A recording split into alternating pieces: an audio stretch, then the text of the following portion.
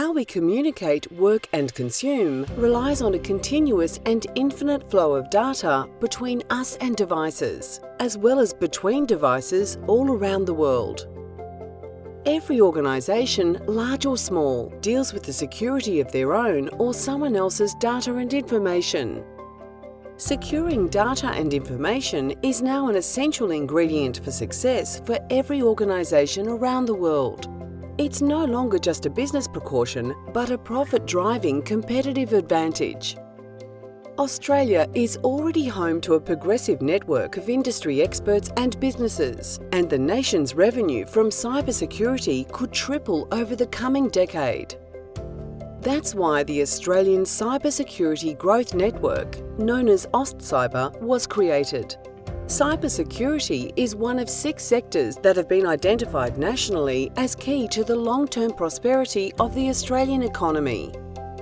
AustCyber's role is to grow a vibrant, competitive and globally recognised cybersecurity sector. This will lead to increased investment in jobs and help unlock the global potential of Australian businesses across all sectors, private and public alike. AustCyber's 3 priorities are to grow an Australian cybersecurity ecosystem.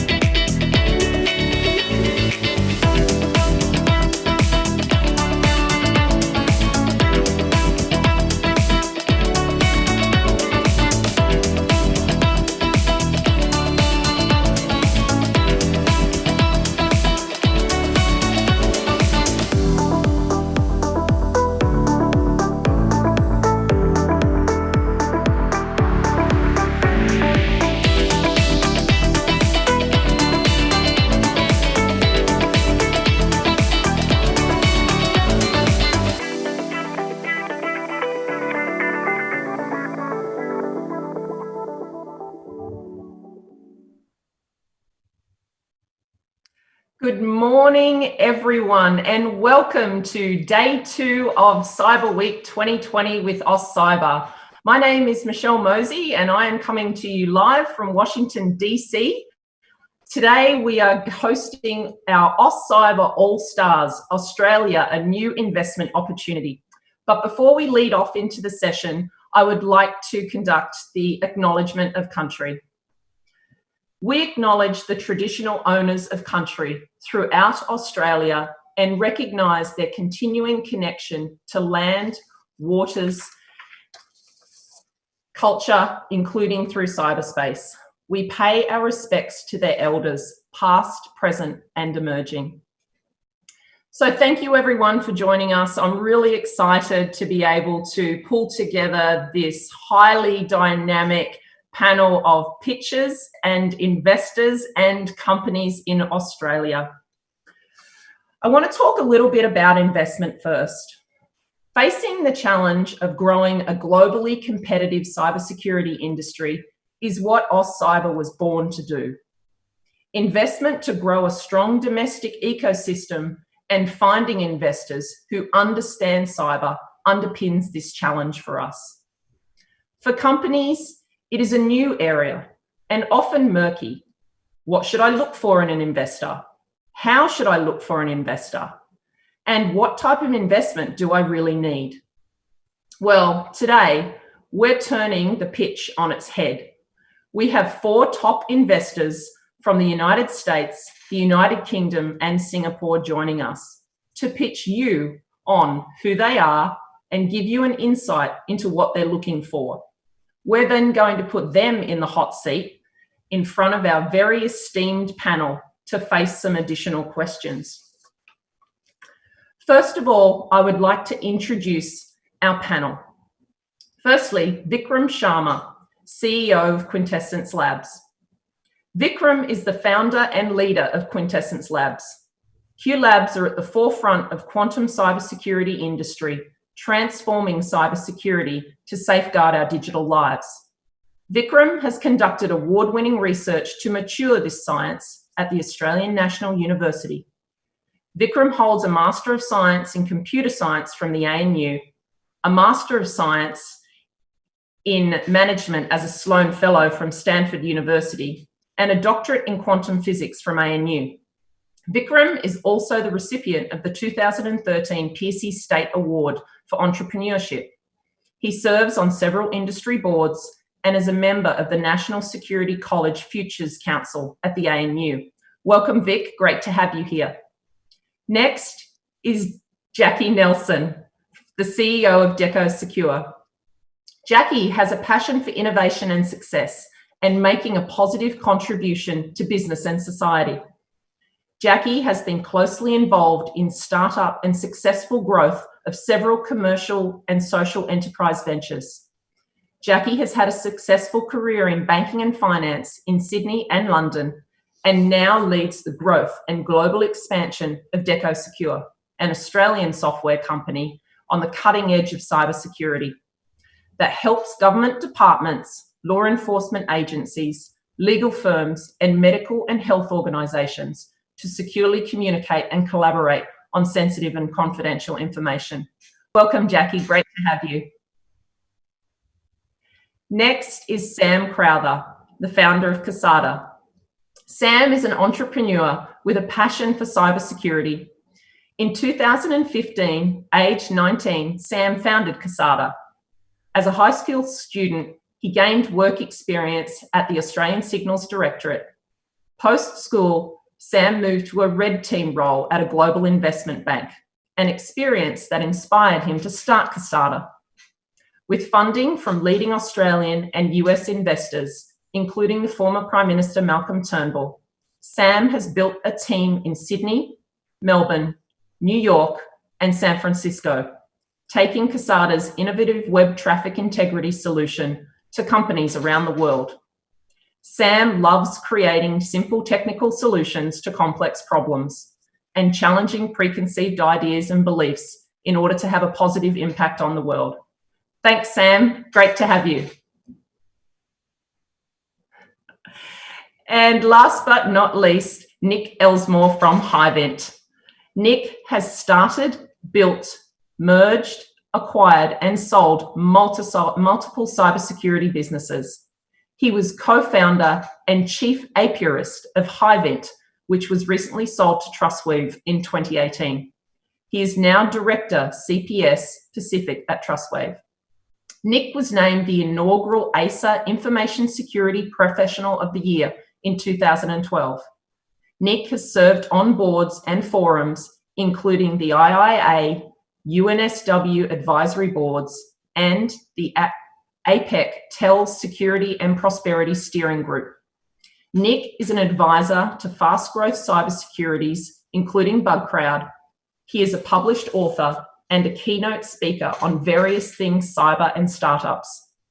As a consultant, Nick has authored multiple intelligence reports for the Attorney General's Department's Trusted Information Sharing Network and has been engaged by regional governments to review their national cybersecurity strategies and has delivered projects for APEC and the United Nations.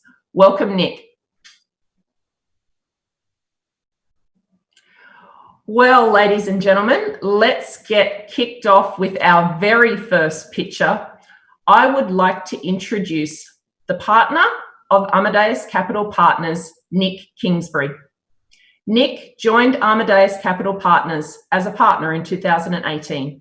His current investment focus is on cybersecurity, artificial intelligence, and B2B software businesses.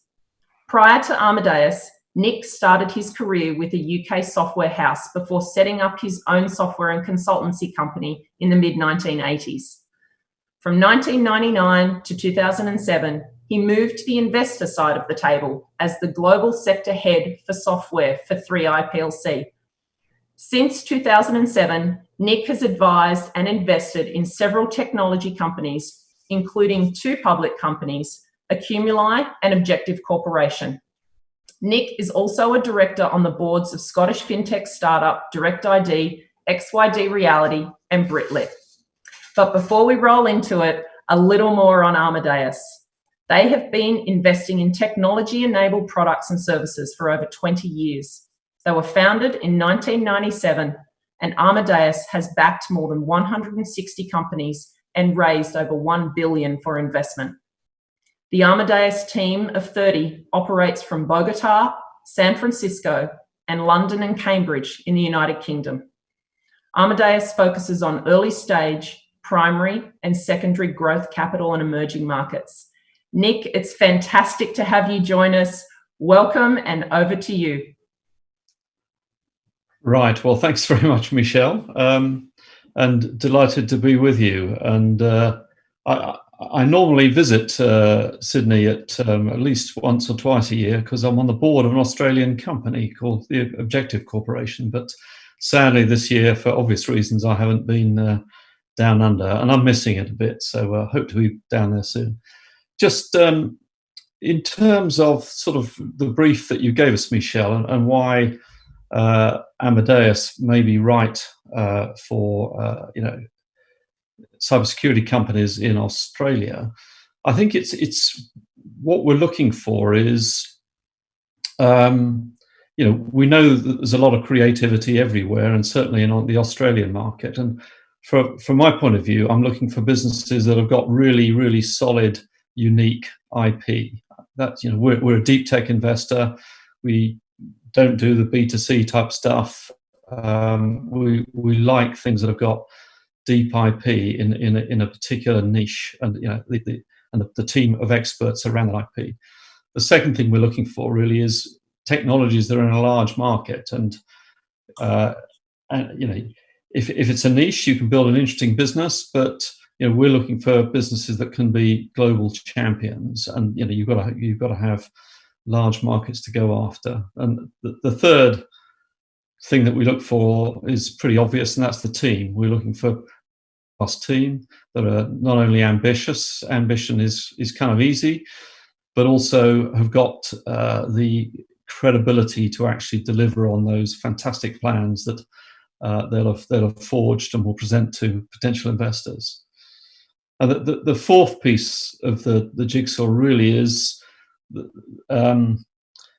how you as a team of innovators around a piece of technology are actually going to go to market, in that there can be quite a challenge, particularly in cybersecurity, where you get a lot of very technically driven teams to actually bridge the gap with the user community. And I'm looking for teams that can empathize with the customer's problems, and ultimately can sell solutions to them. I think the other facet, I'm sat here somewhere near London in the UK. What am I doing talking to Australian cybersecurity companies? Well, I think if your ambition is to stay in Australia, then you're not one for us. But if you do have that global ambition, then we'll be interested, and particularly where there's a UK connection. Maybe you've got UK customers, or you're planning on opening sales office in the UK or in Europe, then I think it's particularly interesting for us. In terms of just another point that when we're looking at businesses that is worth bearing in mind is that I like to hear a story being told. It's not just about here's some tech and it's clever. I want to hear a story of why what you've got is particularly interesting, and how does it solve customers' problems, and how does it make their lives better in an engaging way. Because if you can't engage me, and I'm a bit of a cyber nerd, you may well struggle to engage with your customers. So I like to hear entrepreneurs who can tell a story about their technology. Anyway, I'm very much looking forward to hearing more, and I'll hand back to you, Michelle. Thank you, Nick. That was, some really good insights there. So now I am going to hand over to our esteemed panel of judges.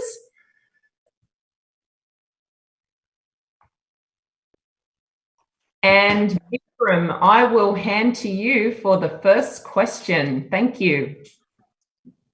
Thank you very much, Michelle, and thanks for that very interesting introduction there, Nick. My question was around, as you look at international investments, of course, you see Israel's been incredibly successful at creating this cyber ecosystem. Do you see any unique characteristics or competitive advantages when you look at the AustCyber ecosystem? I think if you're going to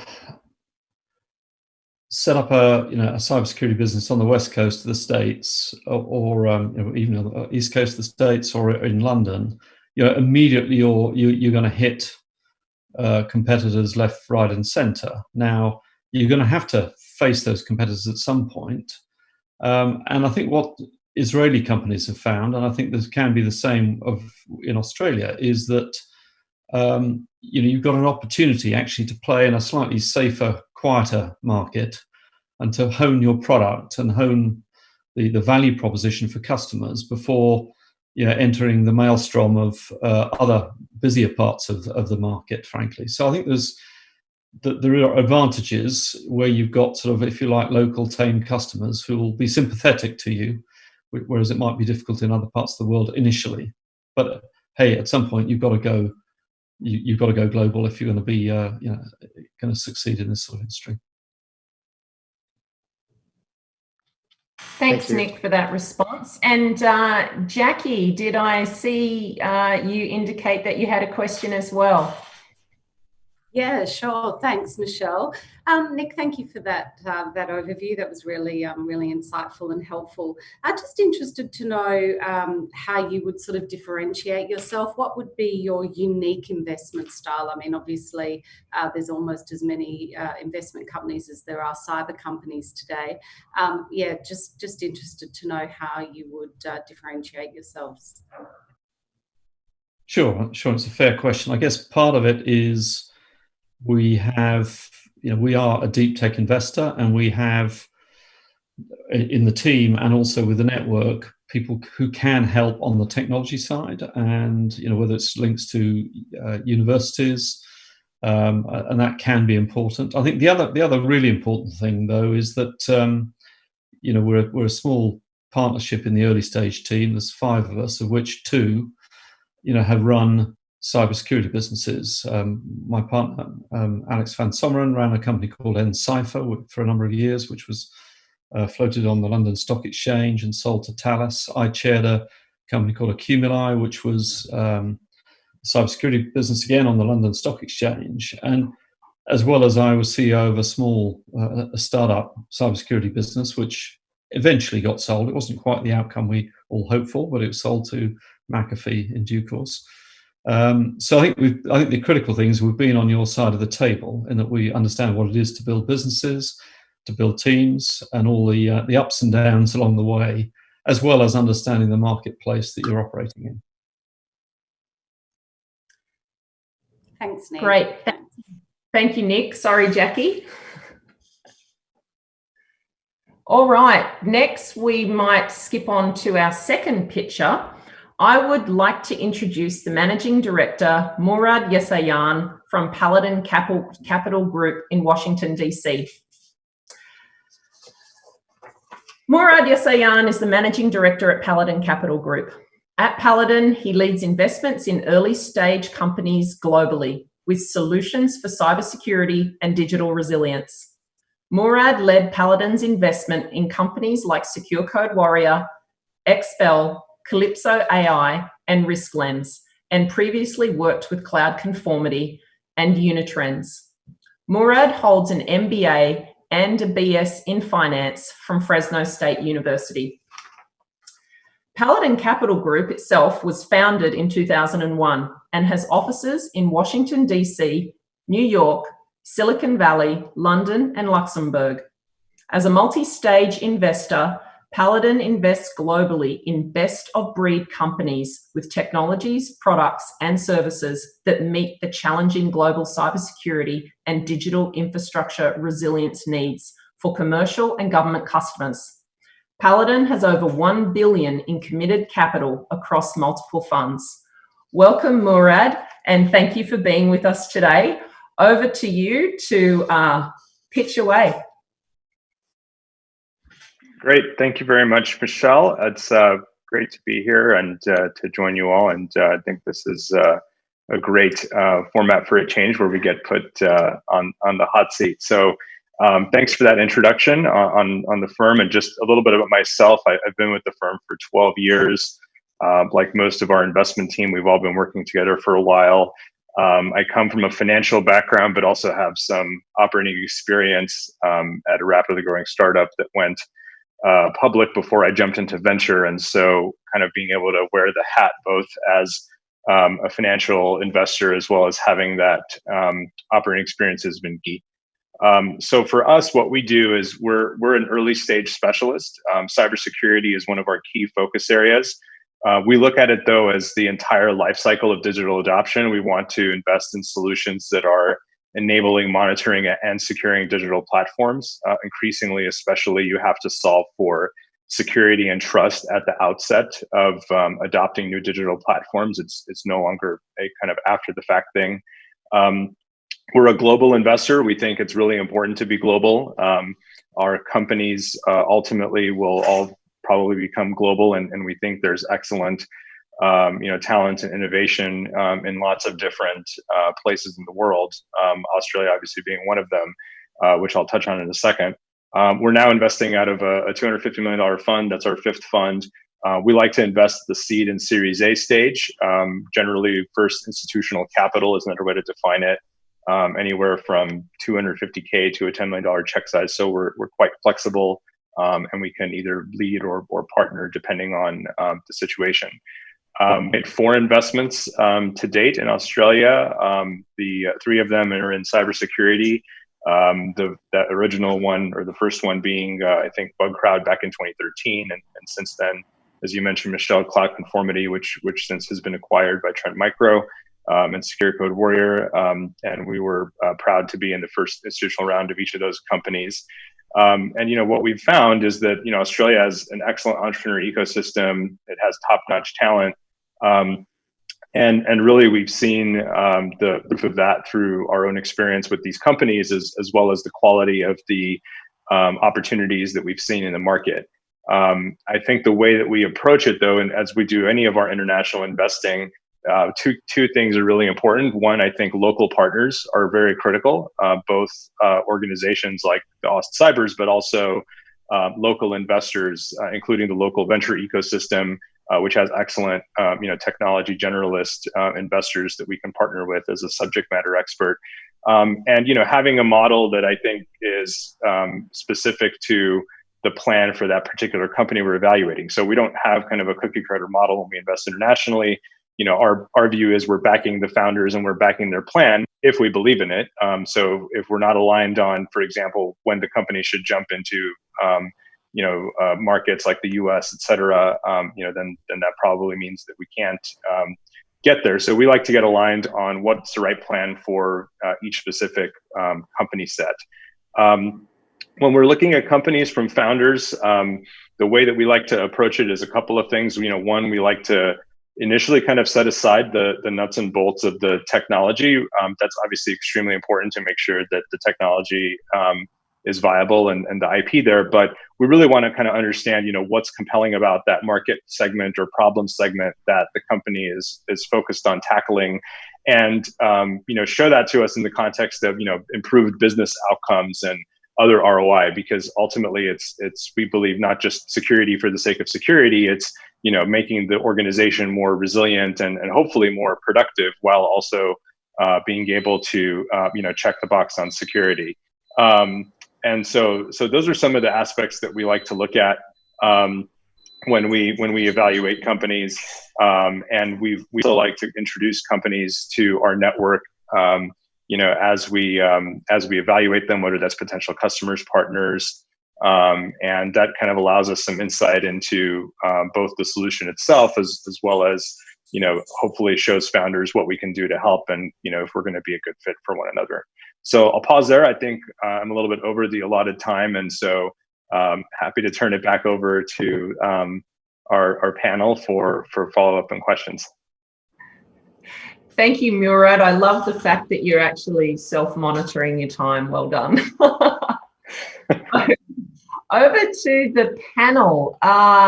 Lady and gentlemen, who would like to pitch up with Murad?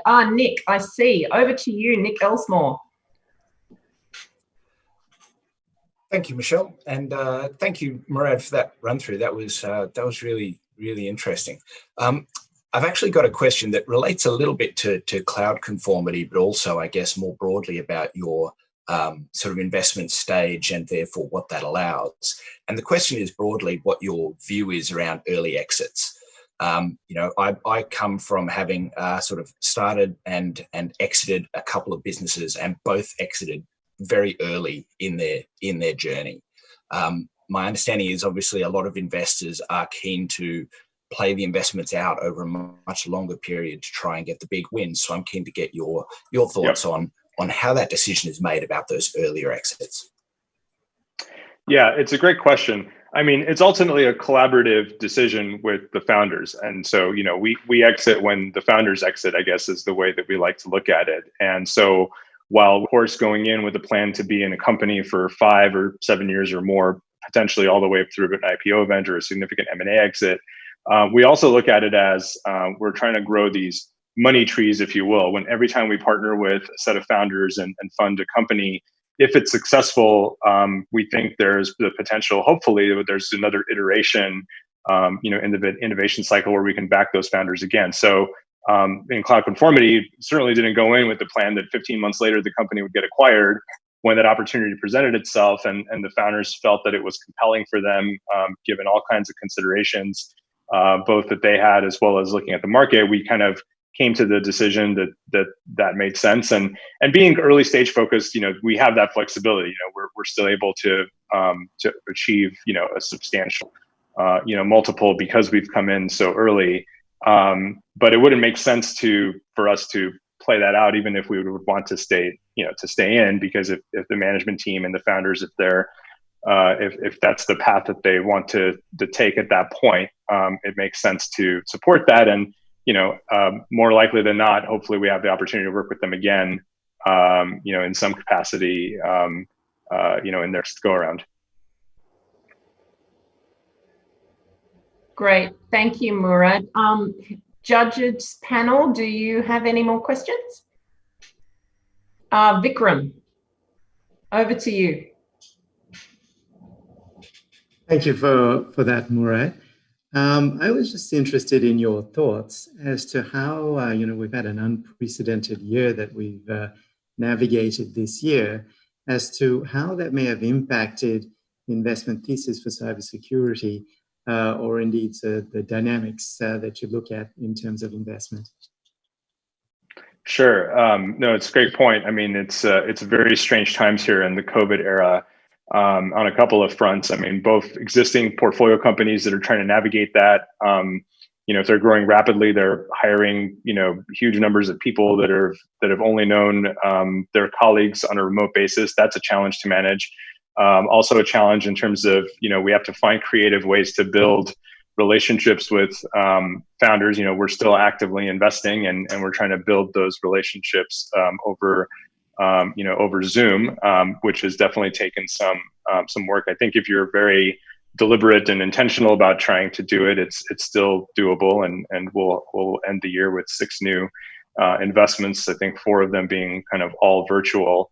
But in terms of an investment standpoint too, I mean, because we're long-term oriented investors, so I don't think necessarily our strategy overall changes, but we do pay attention to what are the things in the current environment that are providing accelerants to certain kinds of segments.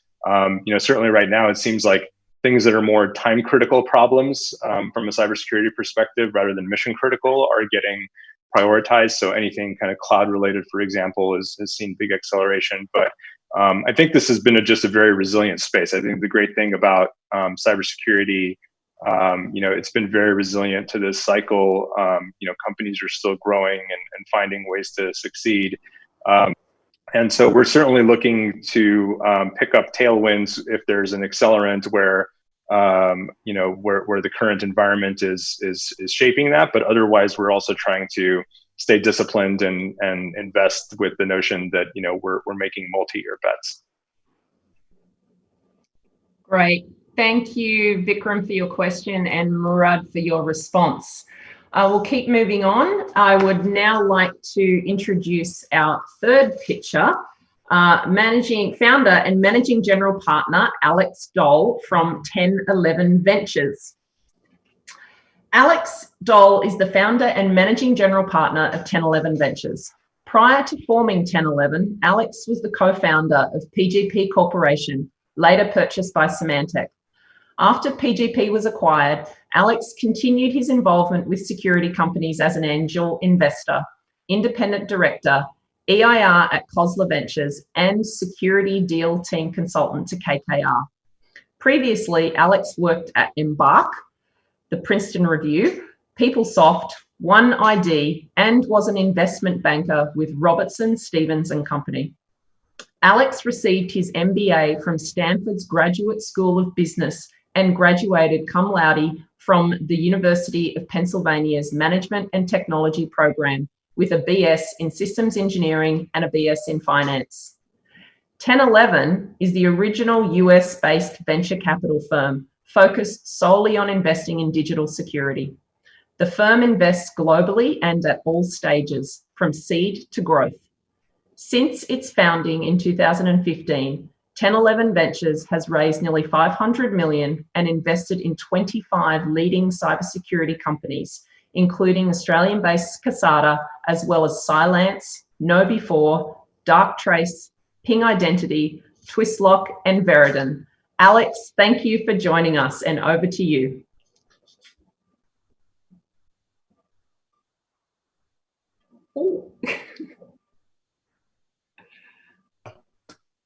Thank you, Michelle. Great to address the AustCyber audience here. As you noted, we're long time, couple decades in security. And that's, I think, one of the unique things about us is we're security people first. Today, we happen to be wearing a venture capitalist or investor hat. I went through a period of 10 years where I was a founder, I was a CFO, a VP of Biz Dev, a COO, and a CEO of security companies. And so I think one of the things we bring to the security ecosystem is, I feel like I bump my head and scrape my elbows on a lot of the problems that some people are going to run into, and try to help much the way as a father of four, much the way a parent tries to help their children not repeat some of the mistakes they made. We like to say we've seen some of the things that are you can get in trouble with as an early stage entrepreneur. A lot of 1011 is based on we started as surprising that the world didn't have a cyber only fund. You even heard a couple of my colleagues here today talk about focus on cyber. When we set out to form 1011, there wasn't a firm who said our entire mission, our entire being, our whole focus is cyber. And so we, in 2014, when we started, we grabbed that. We even put in our brand name 1011 as a course. Bits and Bytes 1011 is a nod to the role of mathematics and numbers as a core technology and a foundation of today's digital security. That's who we are. It's what we talk about. When we evaluate companies, security is a really specialized area. And a lot of what we learned being entrepreneurs ourselves and in the companies we acquired over the years is, of course, you're looking at technology and people, and there's a lot of studies about evaluating would you invest in people, do you invest in products? Of course, it's both.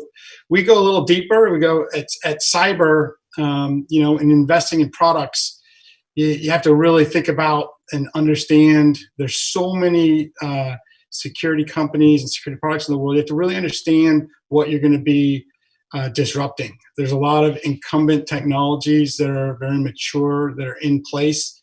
They're unfortunately for the global customer base, not always effective. Innovation tends to slow down as companies get bigger in the cyber industry, and that's what opens up the great opportunity for cyber entrepreneurs and innovation.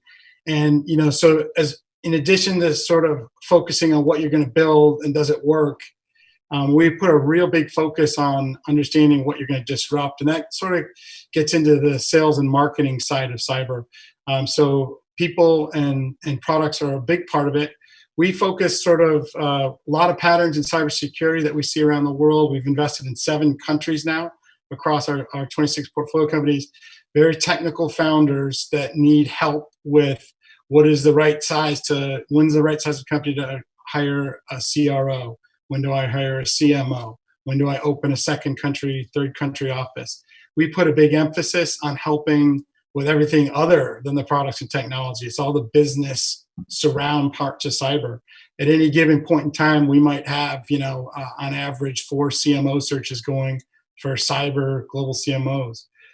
We are present for our CISOs and our entrepreneurs. We're present at the Black Hat conferences, the RSA conferences, and all the regional ones. It's not a question of if 1011's there. We are in the cyber ecosystem around the globe, and very, very proud to host our entrepreneurs and introduce them to CISOs, introduce them to team members and co-investors in the cyber world. Thanks, Alex. Over to the panel. Sam, did I see you put your hand up? I mean, yeah, absolutely. Little bias in this one because we work with Alex. But mate, look, what would be, I guess, your view, given that you've worked with companies from other regions as well, and us with Australia, on the value you guys bring to the table when it comes to entering the US market in particular? Yeah, that's a lot of what we do for Australian companies like Casada, as Sam's pointing out. We have a track record of doing from from the UK, Spain, Israel, and we think there's a pattern that's replicable. The right conditions have to be in place to go enter the United States, which is sort of 50% of the world's cyber spend today still comes from the US. Before you come here and encounter sort of all the biggest brands in the world and the more mature, and you really have to be ready to handle the sales and marketing spend that you're gonna see from big companies. How you counter that a little bit is with innovation, with case studies, with the right channel partners, and we sort of have a track record of successfully knowing the right sets of metrics for companies to be looking at when and are the conditions right for them to enter the United States. And the United States is, of course, a big place. So entering the United States, the West, the East, the Midwest, verticalized solution. There's lots of things underneath that, channels or direct, that come into play as well. Great, thank you, Alex. And Nick, did I see you put your hand up as well? You have a question? Yes, yeah. Thanks, Alex. That was a really good intro, and I have a soft spot for PGP. My background goes back to Phil Zimmerman and the early days as well. But for me, it's also a really interesting part of the story, which is I believe that's an example of the best technology in the longer term not really coming out on top. And so I guess the question that I have is related to that, which is, how important is it to have the best technology versus just to spend more than everyone else in sales? Yeah, it's a good observation. PGP, we're very proud of technology. The usability, ultimately, the product we did a lot of studies. Yeah, if you knew what command lines were and you could sort of deal with cryptography. We made that about as usable as you could, and did pretty good with the technology. Ultimately, that was a key management problem, and encryption is encryption is, and data protection and identity, and some of the markets that rely on cryptography today are examples of what you do with a great technology. If, in the case of PGP, we started secure email. We were using a great technology in a very limited use case. I think what you do with great technology is you find other markets, and some of the stuff I was talking about around sales and marketing and extending your brand come from some of those learnings from when we were an operator ourselves. Great. Thank you, Alex. We will now go on to our final picture. Last but by no means least, I would like to introduce Director Josh Kennedy-White and Division X Global. Josh has enjoyed a 25-year career driving innovation in security and technology across numerous industries, from infrastructure and construction, finance and investment, to cyber and national security. Josh was Managing Director for Accenture Security and the Global Security Lead for their government business. He was responsible for growing the $550 million security practice across Asia Pacific, Africa, and the Middle East. Josh is chairman of the AusTech Founders Fund, investing in some of Australia's most exciting post-R&D tech and innovation from the country's leading science, research, and educational institutions. Josh is a regular presenter, media commentator, and industry spokesperson on cyber and technology, and continues to play a hands-on role within the security ecosystem through his portfolio companies in his company.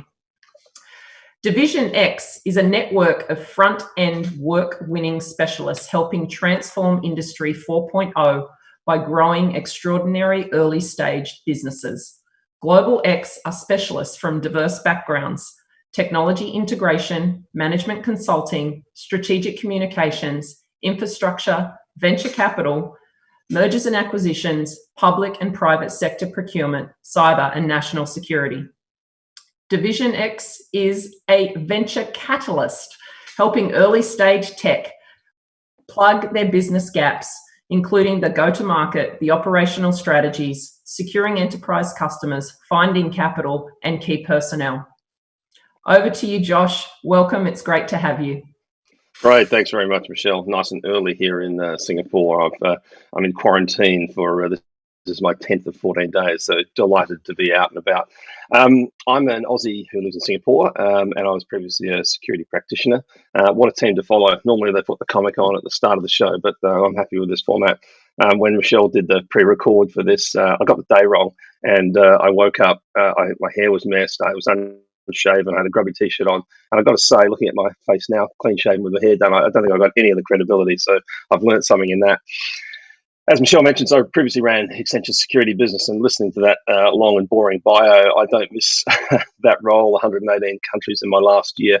As she mentioned, I'm on a range of boards, including a new one I just signed up for yesterday with Saudi Telecom. I spend a lot of time in the UK, and when there's no COVID, traveling around. Sort of in addition to what Michelle said, we run a portfolio for a large UK hedge fund and family office. It's around 200 million Australian dollars. We also invest in a range of funds, including Amadeus. So I was chatting to Nick the other day, and 5 other funds. And as Michelle says, the other part of our company helps those early stage companies. So if you think of it like a continuum, we often invest in companies, and then those companies need help with other things. A good example of that is a company called Ripjar, which I'm on the board of. Back when travel was a thing in December last year, I traveled to the US. In fact, I met up with Alex Doll from 1011 as part of the fundraising for Ripjar, and we just recently closed a £28 million Series B. So, look, what do we invest in? We invest in early stage companies, generally seed to Series A, with some Series B and follow on. It's a pretty unique fund because we only have one investor. He's a billionaire and he's got pretty deep pockets. So I don't know. I haven't found the limit actually yet. And we don't have the constraint of many other funds because we don't have to return a certain return to a shareholder. So it's a bit of a dream in that regard. We've got about 76 investments currently on the books. My investment partner was relocating to Australia. He's another Aussie who used to work for DFAT and a few other things. And he's moving to Australia to give us a stronger focus on the opportunities in Australia. So this is really relevant to us, reflects our desire to invest beyond our traditional markets of the UK, Europe and Israel. We like taking bets on sort of contrary investments, I think. Things that are long shots with a transformative potential. So we're always looking for early involvement in baby unicorns. In terms of investment thesis, and I'll just sort of tailor this to this group, it's very much focused on cyber, data analytics, risk, AI. The reason I list this is that companies like Ripjar were originally a data analytics company. They're a lot and probably better than companies like Palantir. But obviously, with that data analytics capability and automation and orchestration, it lends itself quite nicely to cyber. So a lot of those companies are morphing into that space. A lot of the technology we deal with has an origin in the intelligence community, and that probably reflects the fact they're at the forefront of developments in cyber. But we also invest in things like nuclear fusion. Just a quick snapshot of some of the things we're investing in. I just made an investment, a rather large investment, in a quantum key distribution company, so I'm sure that'll be of interest to Quintessence Labs. Other companies I mentioned: Ripjar, BlueVoyant, Sensient, Tessian. We're a very, very early investor in Tessian, Trend Demon, Panacea. So just to give you an idea. What are we looking for? Look, we're looking for exciting and novel technology, or sort of a new approach. I don't really believe there's a huge amount of white space left in cyber, but maybe I can be surprised. We look for founders with a deep knowledge of their industry and or sector, and I think a really good knowledge of their competitors. Nothing turns me off more than when someone comes to pitch me and says, we're the only ones doing this, there's no one else in our space, we've got something totally unique that no one else has found. There's not that many unique things. Maybe I'm cynical. We also look for an element where we can add value, so other than capital, and that might be reflecting the heritage of the security practitioner roles that I've played, or the investors' deep background in mathematics and physics. And we want a strong story about where you are and where you're going. So that's probably a fairly good enough intro. Happy to take some questions. Thanks so much, Josh, for that. Our panel of judges, Jackie, I think I might hand to you. Great, thank you. No, that was really great. Thank you for that overview. Just a quick question, obviously saying you invest in early stage companies, just really interested to understand how you look at sort of the different metrics moving from seed to Series A investment. I think it's always, we believe that there's very different things that appeal as you transition from one to the other. So I'd love to know a little more about that. Yeah, I mean, I suppose the principal thing is if you look at that continuum from sort of seed to Series A to B and doing a Series E for one of our investments, the risk profile and the return profile change along that spectrum. I think the advantage for us is that, we can invest in early stage companies that don't have a great story about their current revenue picture. But of course, that represents more risk. I think that, generally speaking, we're going to take smaller investments in the very earlier stage companies, and so we can do a bigger follow-on. But if you looked at the sort of check size, maybe they're £500,000 or £1 million in the early stage companies, and then they're more like, 4, 5, 6 million pounds in the later stage. But again, I mean, I think it's just me and another guy sitting on the investment committee, so hit us on the right day if we're pretty impressed, we'll put some money in. I think that a lot of it comes down to those subtle things that you discover when you're talking to a founder. I had a guy the other day, a really impressive company called Sensient that we've invested in.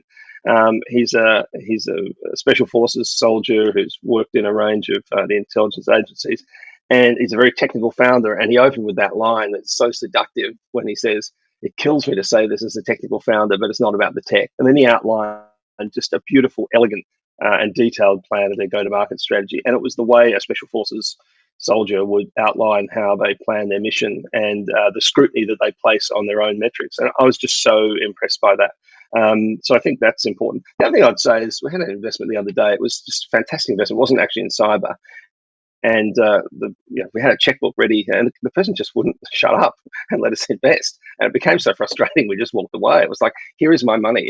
Please take my money." And they were just making a barrier to that. So, yeah, I think for us, a lot of it comes down to, maybe it's the limbic system or something. It's something that we identify when we're talking to people in those early stages where we're happy to take a bet. And I think, frankly, and this is the quirk of our fund, is we just mentally write that off, so it doesn't drain us in that early stage. Yeah. Thanks, Josh. And Jackie, thank you for that. Vikram, I saw your hand go up. Please go ahead with your question. Thank you. Hi, Josh. Hey, Vikram. Just building on that point there, where you were talking about walking away, it'd be great to have, as an investor, investment catalyst, your sense on what might be the 3 or 4 red flags, I guess, that would cause you to discontinue investment discussions. Yeah, it's interesting. I was out last week with a friend of mine who runs a VC in the UK, and we, over quite a few drinks, developed a list of things that really turn us off. So, I mean, a lot of them don't make so much sense in the sober light of day. But I think that things like timeliness. So, we met with a company. We'll have an offline discussion later. A quantum key distribution company who came to visit us in Henley. That's a decent drive from anywhere else in the UK. They came and presented. They brought their A team, and the A team had come from all over the country, including places like Cheltenham, which is not easy to get a train from Cheltenham to where we were. They were timely. They came. They had adversity along the way, flat tires, etc. But they made it on time. They pitched well. The meeting went 2.5 times longer than we'd anticipated, and it was great.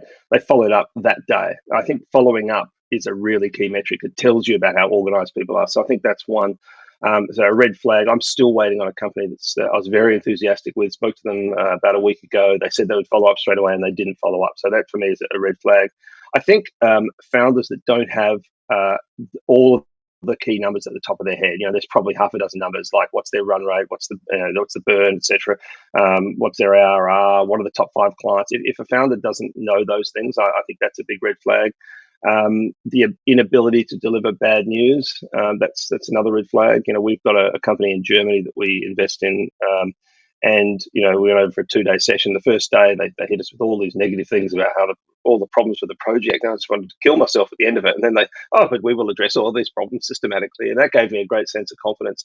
So I think those things make a focus. The other thing, and this is peculiar to our fund, maybe, so I don't know, maybe we'll have a different weighting on it, but we're not really focused on exits. And so for me personally, when someone says, I've just started this company and I plan to do an exit in 18 months, or, I get it. That matters to a lot of other people. To us, not so much. We're sort of like, I've just had a baby. I'm already planning to take it to the orphanage. It's strikes a different chord with us. So they're probably some of the things, but I do have a longer list, which I'll share with you, like if they wear rubber shoes, if they have a fish tank, but they made more sense over a couple of glasses of wine. Oh, the other point, let me just make one more point. I think we decided that people who have got a bit of a chip on their shoulder are a good thing. So to me, that translates as the guys at Ripjar, for example. They were working in GCHQ. They were using Palantir. They really found it problematic to use. They found that it was a constraint on the sector, and they just had this burning passion to make something better. It's like, I'll show that company we'll make something even better than that. So that sense of drive and passion that comes from wanting to change something, change the world, fix something, it's really important to us. Great. Thanks so much for that, Josh. I think we've kind of come to the end of the pitches with the questions so far, but there have been a few questions coming through.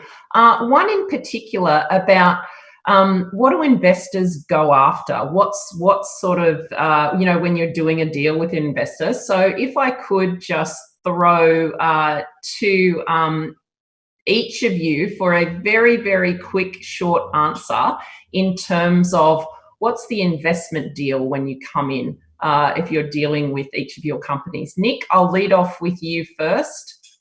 Sure.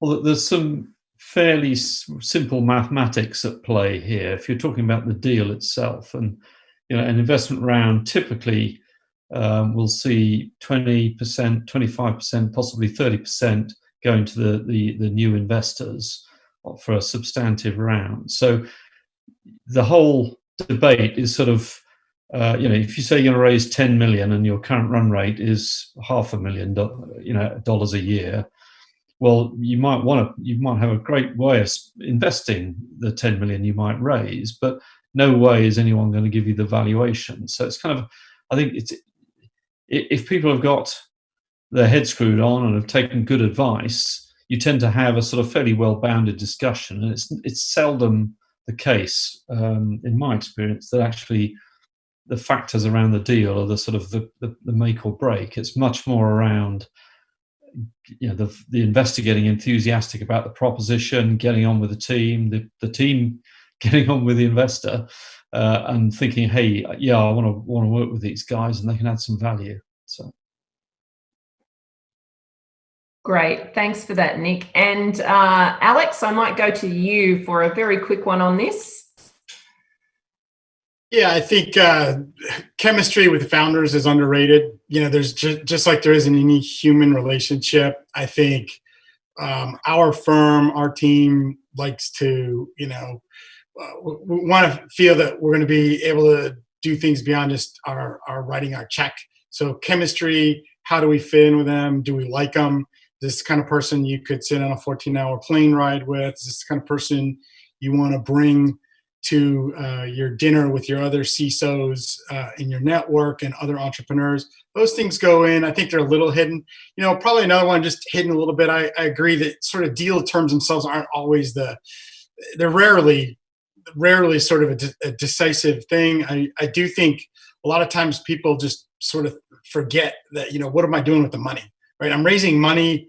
And they sort of forget that why they're raising money. At the end of the day, it's a corporate finance exercise, whether it's a seed, A, B, C, D, all the way to an IPO. You're raising money to do something. And I think I'm continually amazed how many founders forget to sort of have a crisp answer to what I'm going to do with the funds I raised. Thanks, Alex. Well, I think that brings us to the end of the event, but I do want to provide a little bit of a wrap up. I've been taking notes as we've gone through, and I've heard some very much so recurring themes around creativity, unique and solid IP in a particular niche. We were looking for ambition and that credibility to be able to deliver, and working within a team of investors. But more importantly, I think each of you all spoke about solving the problem for customers and making industry safer, better at what they do, and showing that empathy for the customer as they roll through the process and seek investment. I think all four of you have actually shown that it's not just about the investment itself, it's about making a fundamental change to the ecosystem that we are all involved with. So on that note, I would like to thank each of you, Nick, Alex, Murad, and Josh. Thank you for dialing in. I know it's different times all over the world for all of us.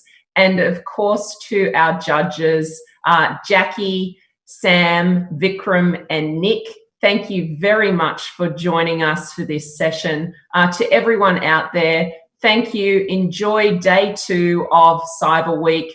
Get out, see the exhibition hall, visit our sponsors, get those show bags in. If you haven't found Cyber Roo yet, look for her. She's there. Have a great day, and thanks again. I'm out from Washington, D.C.